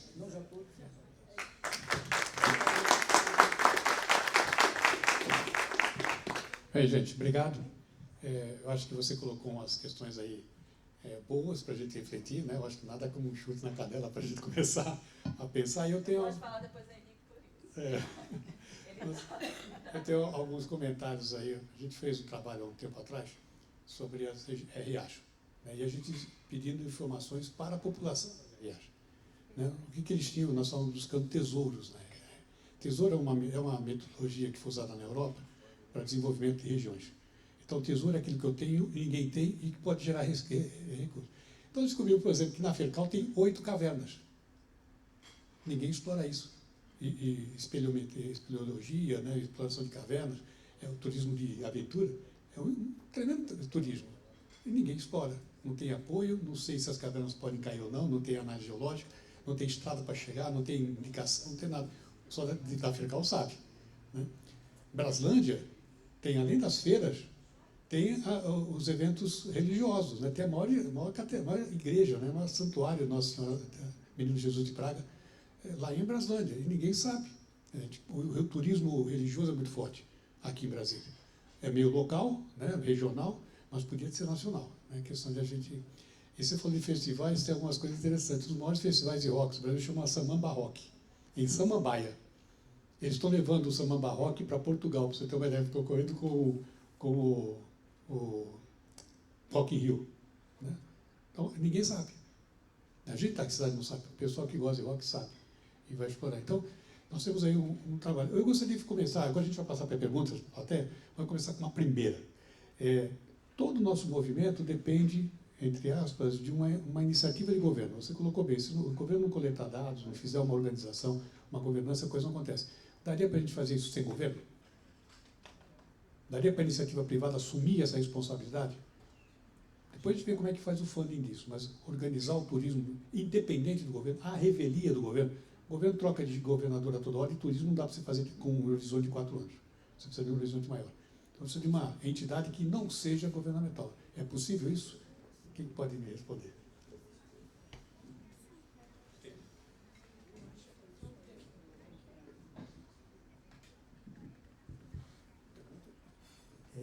Respondendo à sua pergunta, sim, qualquer destino pode se organizar para traçar um plano, uma estratégia e se sobrepor a qualquer política governamental para a obtenção de resultados.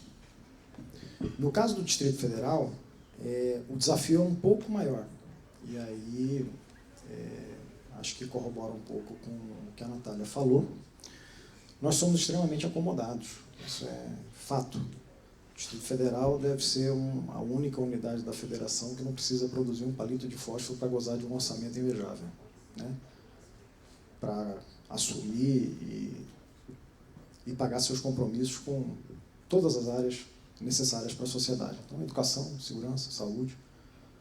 O Distrito Federal não precisa do turismo para tocar seu orçamento.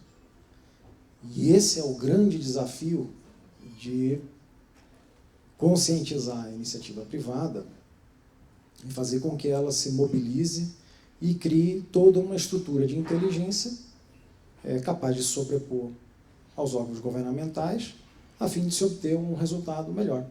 Porque, no final das contas, curiosamente, quando a gente fala de hotelaria, o inventário não mudou muito nos últimos anos. Nós tivemos novos hotéis, mas nós tivemos uma série de hotéis fechando ao mesmo tempo. Então, o inventário ele ficou meio estabilizado. Então, à medida que veio Complexo Meliá, veio o Complexo Alvorada, que era o Blue Tree, que virou Royal Tulip, tem o Hotel da Atlântica, que era o Clarion, virou Jade, enfim. Mas nós tivemos aí o Hotel Nacional fechando, com um inventário enorme, o St. Peter com outro inventário enorme, o Hotel Carlton fechando, Casablanca, Aracoara, Hotel das Nações, uma série de hotéis que estão fechados. Então, no final das contas, esse próprio comodismo faz com que esses empreendimentos fechem, mas se a gente for observar bem os proprietários, eles não são exclusivamente hoteleiros. Eles têm outros negócios. Aliás, a maioria dos empresários da hotelaria no Distrito Federal não sobrevivem da hotelaria. Eles têm outros negócios. Seja nos escritórios de advocacia, na construção civil, na venda de imóveis, incorporação, enfim, tem uma série de outras atividades. Então, nesse cenário, nós somos realmente muito acomodados. Eu concordo plenamente com a Natália, e isso aí se torna um grande desafio para que a iniciativa privada assuma esse papel, e aí tem algumas questões realmente muito delicadas. Existe um certo temor, pelo menos daí eu falo muito pela área da hotelaria. A hotelaria é um patrimônio constituído, né, materializado, são as edificações. Tem o outro patrimônio que é subjetivo, que são a sua equipe, são os prestadores de serviço. No final das contas, com uma margem que não é nada interessante, é uma margem muito apertada, se vive sempre no limiar do resultado positivo e muitos meses negativos. Então, uma coisa muito pouco atrativa. O reflexo disso são os poucos hotéis que surgiram nos últimos anos, né? Enquanto outras cidades praticamente triplicaram o seu inventário de hotéis. O Distrito Federal está na mesma, não foi para lugar nenhum. Mas esse temor vem desse comodismo, dessa insegurança. Quando se passa dados, a sensação que se tem é que os dados vão ser utilizados de maneira incorreta, e aí essa margem que é positiva, ela pode ficar negativa a qualquer momento por um mero compartilhamento de dados. Repare que o turismo nacional ele tem uma lei de compartilhamento de dados, que é a Ficha Nacional de Registro de Hóspedes. Ninguém entra num avião sem dizer de onde vem, para onde vai, sem colocar seus dados lá. Se você cruzar isso com a Ficha Nacional de Registro de Hóspedes, que inclusive diz a tua profissão, o teu gênero, quem é o teu pai, quem é a tua mãe, você praticamente preencheu uma ficha inteira, a tua profissão. Se você cruzar todos esses dados já existem E você colocar dentro de um sistema de tecnologia e inteligência artificial, você já vai sair com tudo. Inclusive, se eu não me engano, foi em 2004, 2005, a ficha nacional de registro de hóspede ela já era obrigatória por lei, mas houve uma alteração de transmissão de dados online.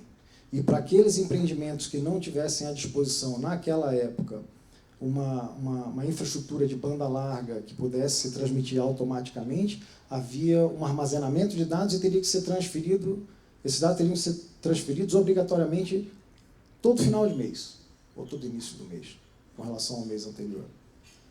Ninguém sabe onde é que estão esses dados. O Ministério do Turismo não tem esses dados. A maioria dos hotéis do Distrito Federal não transmitem esses dados. Aliás, do Brasil inteiro, não transmitem esses dados. A coleta já está aí. Agora, nesse momento, compartilhamento de dados, a partir de uma iniciativa privada, fica ainda mais delicado. É por isso que eu digo que se faz necessária a implementação de leis que obriguem para que não haja tanta insegurança. Olha, eu estou sendo obrigado a compartilhar o dado. Porque se eu for compartilhar esse dado de forma espontânea, eu ainda posso incorrer num prejuízo ainda maior. Então, a gente tem esse cenário todo. Acho que esse é o maior desafio. Então, respondendo a sua pergunta, é perfeitamente possível, mas existe uma série de barreiras a serem quebradas. Pelo menos, essa é a realidade da hotelaria. Eu falo com muita convicção que isso não é um caso exclusivo do Distrito Federal, é uma situação do país. Eu sei, até porque eu não trabalhei só no Distrito Federal, trabalhei em outras cidades, trabalhei em São Paulo, trabalhei em Recife, ninguém transmite os dados. E é obrigado por lei transmitir os dados. Mas, enfim, vou dar a chance para os outros. Quer falar alguma coisa, Natália? Só complementar, com certeza a coleta de dados prescinde do Estado, mas não prescinde de recurso, né? Então, assim, trabalhar com dados requer investimento. Então, hoje a gente tem os observatórios de turismo e você tem vários modelos de gestão de observatório. Você tem um observatório que faz parte do governo, você tem um observatório que está sediado na academia, em universidades, você tem a perspectiva de observatórios privados, né? Mas pesquisa, informação, inteligência de mercado requer realmente investimento. E não são investimentos baixos, porque, na verdade, são contínuos.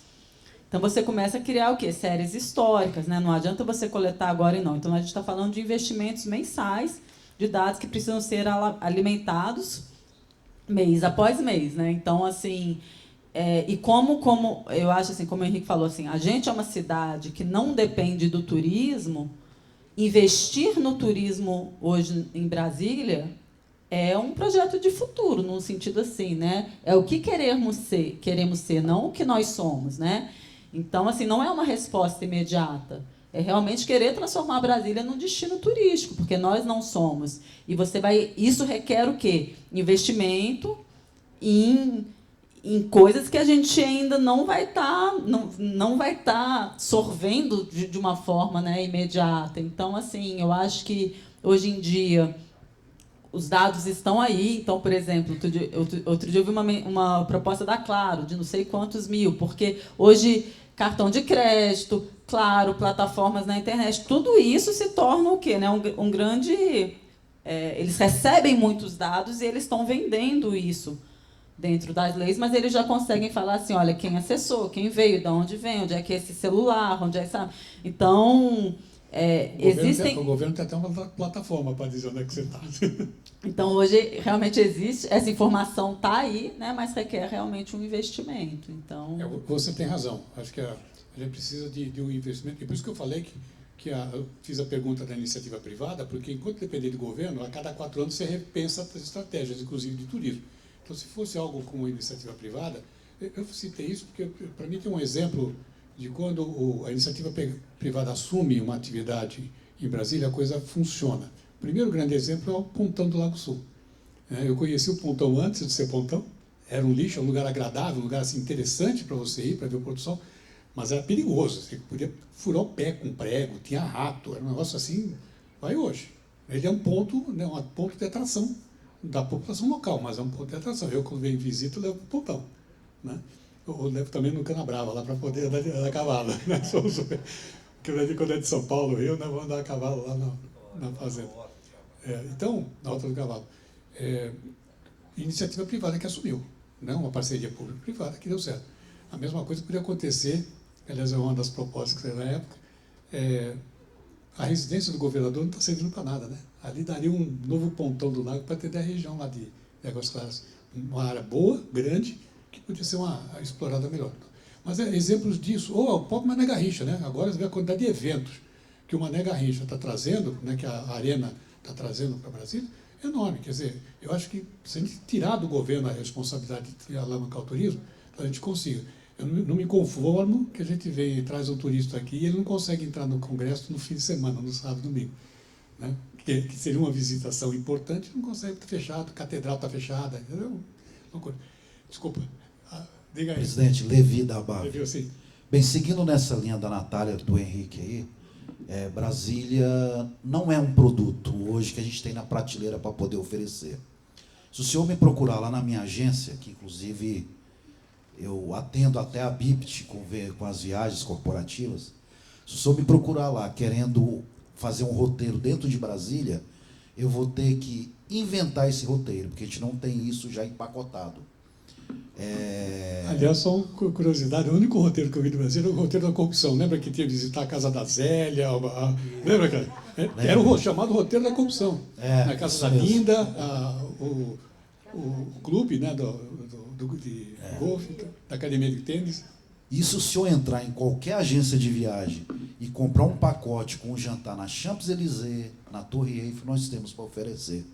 Mas nós não temos para oferecer aqui em Brasília.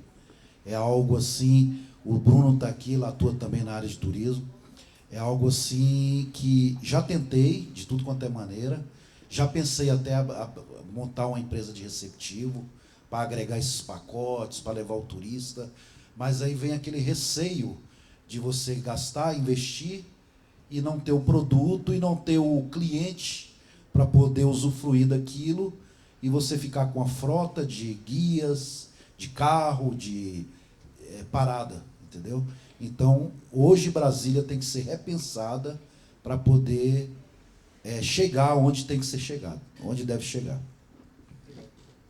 Eu também gostaria de dar a minha contribuição, e a provocação feita aqui pelo nosso presidente é bem interessante, né? Será que nós dependemos das ações governamentais, das políticas públicas, para que o turismo possa ter um crescimento?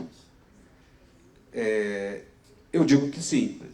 Eu digo que sim, em razão do que a gente vê lá fora. Hoje, para vocês terem uma ideia, a França tem uma média de 70 milhões de habitantes e recebe 80 milhões de turistas. Espanha, acompanhando. Portugal, visitei em 2013, pela missão técnica do SEBRAE, recebia 15 milhões de turistas, enquanto o Brasil nós recebemos 5, né, nessa média. Internacionais. E 4 milhões me falaram que são argentinos. Então, na França, fomos conhecer lá o modelo de turismo rural pedagógico.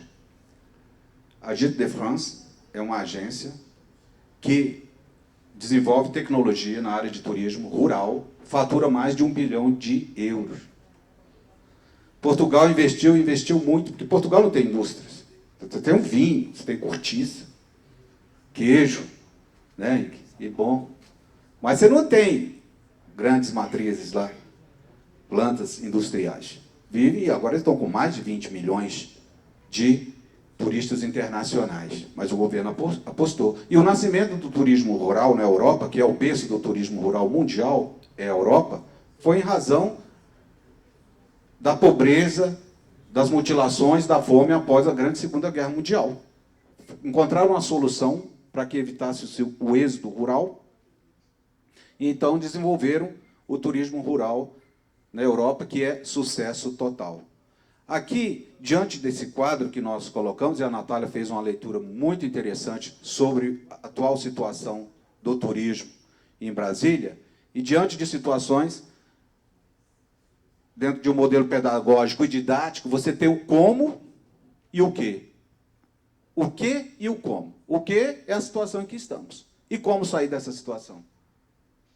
Essas são as provocações. E olha que, no governo passado, pensou-se em eliminar o Ministério do Turismo. Não faz nada. Para quê? Você perguntava para muita gente. É só para ter investimento público e não tem retorno? Ainda bem que o trade se mobilizou a nível nacional. Vamos preservar, sim, o Ministério Público, agora de uma forma que possa trazer resultados.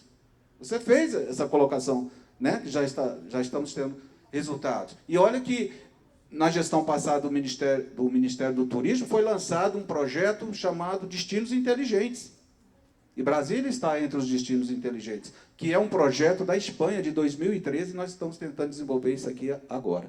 Então, eu entendo, sim, que a participação do Estado é fundamental para desenvolvimento do turismo. Agora, eu também não vou dizer e concordar aqui que a iniciativa privada não tem a participação. O problema é cultural, viu, presidente? É cultural. Por que o turismo no Sul está desenvolvido? Por que o turismo no Sudeste, no Nordeste está desenvolvido? O problema é que no Centro-Oeste nós não temos a cultura do associativismo. E não é só no turismo, não. São vários segmentos. Eu, por exemplo, faço parte do Rotary Club. Não sei se tem mais alguém aqui do Rotary Club. Mas o Rotary Club, nessas regiões, ele é fantástico. Desenvolve muito. Aqui, não. Aqui, o associativismo é difícil. Maçonaria. Alguém faz parte aí da ordem maçônica? Eu também sou da ordem maçônica. No Sul é uma beleza, no Sudeste, não. Aqui em Brasília, são duas potências, está quase fechando. É o Grande Oriente e a Grande Loja. Então, é o associativismo. Nós temos mais de 120 empreendedores na área de turismo rural. Não é mesmo, Bruno? Mas dentro, ninguém quer se associar. Eu tenho dificuldade. Acho que já conversei com outros. É difícil. É difícil. Então, se a iniciativa privada não se unir, né, em torno dessas temáticas, e como eu disse, a governança, se nós formos ver, o emprego dessa palavra é a iniciativa privada e o poder público buscando soluções para os problemas. Vou fazer. Sou o Bruno, estou aqui com a BAV aqui também hoje, mas faço parte aí do turismo no DF, já participei de várias comissões, tanto de turismo emissivo quanto receptivo, né? E a gente acompanha todos esses problemas há bastante tempo. E cada um tem uma fala e que é cognitiva com relação ao nosso turismo. Por que não desenvolve, né? E é isso mesmo. O associativismo, ele tem que inverter, porque, como foi dito aqui, toda vez que se troca um secretário, os projetos não têm continuidade. Nós temos mais de 30 projetos parados. Se troca o secretário, se troca com novo projeto. E todo mundo que entra pensa que vai inventar a roda no turismo, né?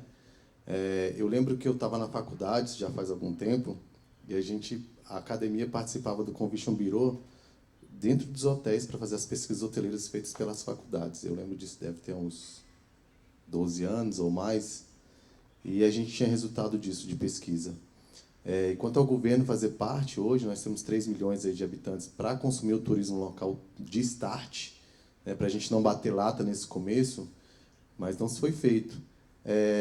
No começo da gestão passada, eu digo na Secretaria de Turismo, e a Natália falou muito bem essa questão, é que, tudo bem, nós temos que começar com estruturação, capacitação e promoção. Nós tivemos 4 anos de promoção. Saímos em todos os jornais, Cidade Desenvolvida, Cidade Design, mas eu, como professor do curso de guia, recebi um grupo agora, minha agência recebeu um grupo agora de americanos que vieram para um congresso de médico, algumas especialidades, e eu não consegui achar um guia bilíngue, a mão de obra está acabando, os guias que a gente tinha estão se aposentando. E a lei ainda dá obrigação para isso. Eu, como professor, sou contra a obrigação disso, porque não se acha mais mão de obra. E aí, o que acontece? Tivemos que contratar uma outra pessoa para seguir esse pessoal, para ter um passeio. E aí não tive como, a gente só fez o traslado, contratado separado, e, quer dizer, a oportunidade que nós teríamos foi perdida por falta de capacitação. Tem CAT que foi inaugurado, foi fechado, né? Tem casas do turismo que foram inauguradas e não funcionam, ou quando funciona, não funciona no final de semana. E é surreal isso. E, assim, nós dependemos... Como você citou dos turismos, eu estive em Bonito, em Gramado também, que acontece? Quando o associativismo é forte, quem pede bênção é quem chega, né? Os projetos já estão acontecendo, então a secretaria chega para ver como que ela vai ajudar no alvará, nas estradas, né? E os projetos são por nossa conta. Nós temos que tocar esses projetos para ter continuidade sempre que haja mudança de governo ou de qualquer outra coisa. Então, assim, a pergunta que fica, depois dessa explanação toda aí, como profissional que sou, é que como nós vamos reunir e impor ao governo, porque existe uma imposição através da União, para poder fazer com que nossos projetos deem continuidade mesmo na mudança de governo, ou de secretaria, ou de qualquer outra coisa, e cada um fazer o seu papel. O Conselho de Turismo se reúne, mas ele é consultivo, ele não é deliberativo, ele não delibera nada. Nós temos as ideias, temos os projetos, mas como levamos para o Conselho debate e não delibera. Ele só é constar, beleza, gostei da sua opinião, mas vamos seguir com a nossa. É isso. Obrigado. Mais alguma pergunta, plateia? Tem uma pergunta aqui da nossos espectadores da web. Mais alguma? Bem, uma pergunta aqui da... O metaverso é uma ameaça para o turismo ou não? Vocês acham que é? Eu poder visitar Brasília sem ter que sair de casa? Eu acredito que não. Acho que soma a questão de você conhecer pessoalmente e virtualmente.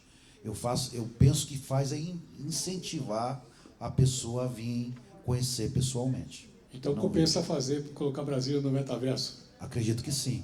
Inclusive, hoje eu tive uma experiência com o Google Maps, que você vai lá em Nova York e visita Nova York em 3D, 4D. Maravilhoso, me deu vontade de ir em Nova York vendo isso. Eu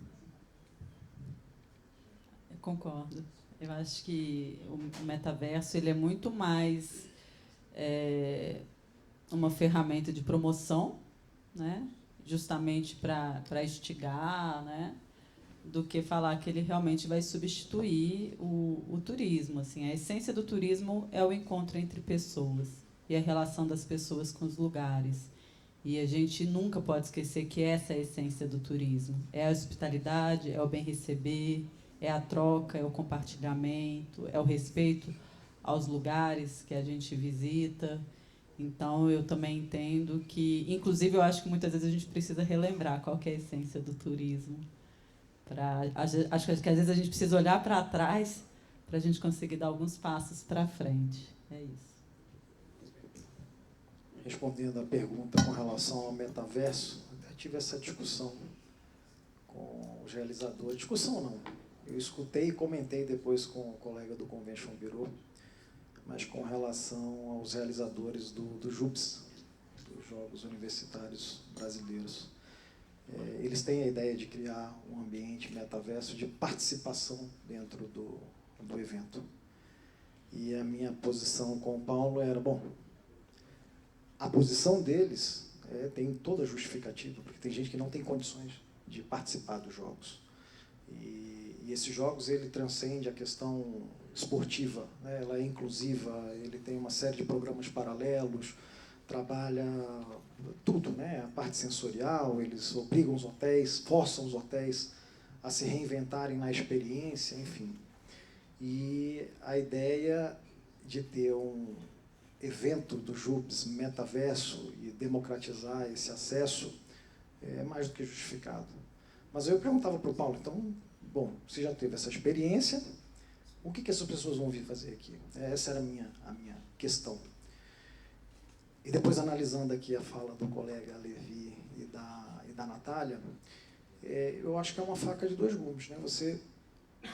Se você fizer um metaverso mal feito, você não vai conseguir atrair. Tem que tomar muito cuidado, porque nada mais é do que uma experiência virtual, né? E como transmitir da melhor forma? Você tem que estar com muita tecnologia embarcada para competir com quem já faz isso de maneira ímpar. E apesar de amar muito a cidade, eu escolhi essa cidade para viver, já vivi pelo menos 14 cidades, 7 delas europeias, é difícil identificar alguma coisa que nós façamos aqui de maneira única. especial, diferenciada, especialmente na área do turismo. Nós não somos protagonistas, nós não somos referência. Nós temos, sim, uma questão arquitetônica, uma questão de cidade, a própria forma como ela foi concebida de uma maneira única. Mas, enquanto profissionais, nas atividades, nas diversas, fazer de forma única, eu realmente não consigo reconhecer dessa forma. Então, quando a gente fala de metaverso, toma muito cuidado, minha opinião, mas respeito, sim, a opinião do Levi e da Natália. Acho que sim, é uma ferramenta que pode despertar a curiosidade, porque é uma forma de promoção. Mas eu até me lembro de uma discussão que aconteceu durante a pandemia, que não era exatamente o metaverso, mas era justamente as visitações virtuais e o contraponto do sindicato de guias, né, que se sentiram muito incomodados, porque tirava a oportunidade deles estarem mostrando para os visitantes. Então, seria uma ferramenta virtual tirando o espaço deles. Então, é algo que a gente tem que amadurecer, debater, ver de que forma que o metaverso pode ser uma ferramenta estimulante para a visitação de um determinado destino.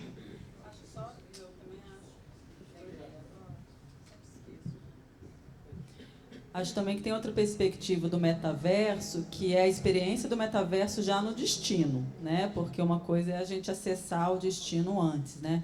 Mas hoje a gente tem uma série de atrativos, atrativos turísticos de qualidade no destino que utilizam a tecnologia do metaverso. Então, eu já tive uma experiência de fazer uma exposição imersiva do Salvador Dalí, a partir do metaverso. Então, você vai hoje numa exposição e você não tem uma obra daquele pintor, né? Então, toda a experiência ela é imersiva, com óculos, com realidade virtual, e esse realmente tinha o metaverso, porque você encontrava as pessoas nos ambientes.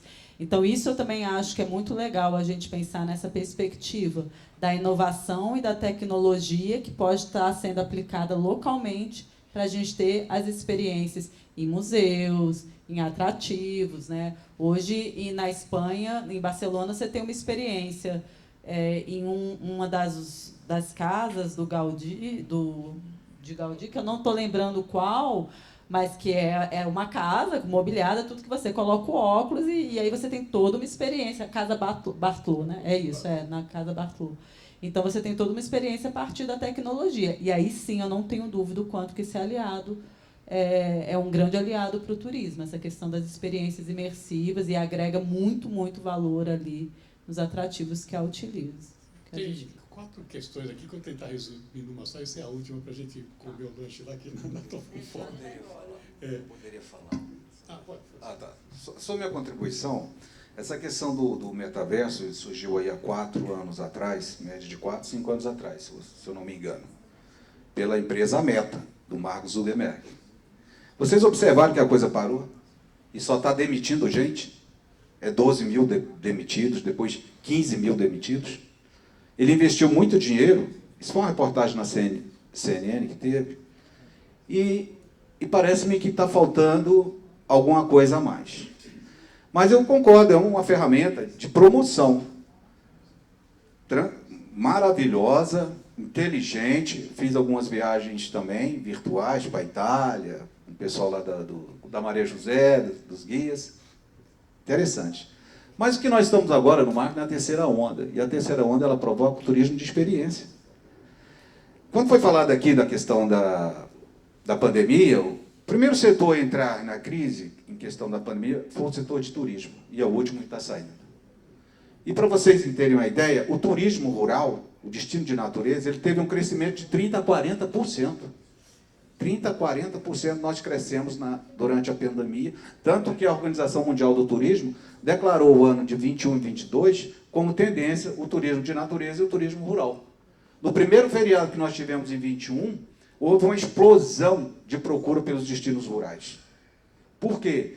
Porque era perto de casa, eu poderia ir com o meu automóvel, com a minha família, distanciamento respeitado, protocolos de segurança implementados pelos equipamentos turísticos, boas práticas, ar livre, contato com a natureza, com os animais, com a fauna, com a flora. Então, as pessoas se reencontraram justamente no que é defendido hoje, que foi falado aqui, de sustentabilidade, dentro de 3 pilares: o econômico, o social e o ambiental. Obrigado. Legal. Nós tem aqui intervenções dos nossos espectadores, né? Web espectadores, que na verdade não são perguntas, mas são colocações que eu acho que corroboram o que você está falando. Uma delas é que lembrou que a gente tem, em termos de festival, que podia ser explorado, nós temos o Clube do Choro. É a única entidade especializada em choro no Brasil, né? E é um ritmo eminentemente brasileiro, podia ser explorado em festivais de choro. Festival de rock, né? A gente tem aí a parte musical, a gente é muito forte. Temos samba, temos um rock pesado, né? O Porão do Rock podia retomar. Vários desses eventos musicais eu acho que é importante. Outro que lembraram bem aqui é o seguinte: como que a tecnologia ajuda o turismo? E você falou das experiências imersivas. Teve o evento Van Gogh no Parque Shopping, mas tem quem vai transformar o museu numa coisa gostosa, né? Você vai no Museu da Língua Portuguesa, é legal, né? Até para criança. O museu não está no saco, né? Para quem não gosta. E tornou um negócio legal. Quer dizer, você agregar tecnologia aos equipamentos turísticos pode tornar aquilo uma experiência, além de gostosa pelo fato de ser turístico, realmente atrativa. As pessoas vão para lá, né? Então, a gente podia explorar muito isso. E além da parte rural mesmo, né? A parte, acho que talvez, como a Natália falou, a gente não tem aquele atavismo à terra, né? Aquela necessidade de ir para a terra porque vive numa selva de pedra, né? Como tem em São Paulo. Mas é legal, eu gosto, né? Então, pelo menos para o público local, Pirinópolis, uma boa parte que vai para Pirinópolis é de Goiânia e de Brasília, né? 90% dos visitantes. Então, acho que a gente tem aí um espaço para a gente explorar no turismo rural. Agora, precisa ser alavancado, precisa dar um salto. Não é só oferecer cavalo para a gente andar ou uma comida gostosa, né? Tem que ser uma experiência um pouco mais, como é, por exemplo, a fazenda aquela de Pirinópolis, que é de... esqueci o nome agora. Nossa, Babilônia. Fazenda Babilônia em Pirinópolis, que é uma fazenda no tempo dos bandeirantes, né?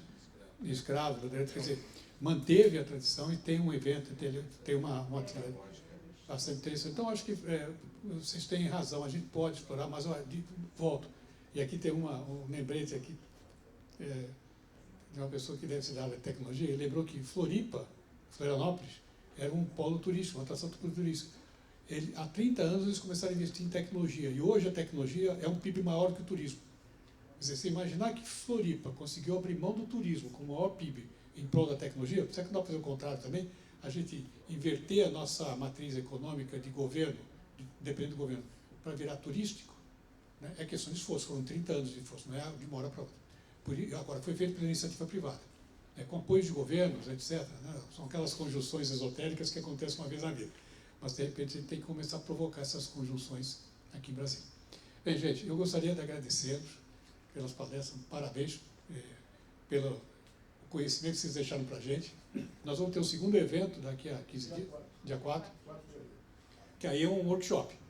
Uma terça-feira, nesse mesmo horário. E na terça-feira, dia 4 de abril, onde nós vamos, aí sim, ouvir os empresários, aí eu gostaria que vocês nos ajudassem a convocar os empresários, e falar para eles o que é que precisa, o que está faltando para a gente ter mais produtividade, mais eficiência, melhor rentabilidade nos nossos negócios de turismo.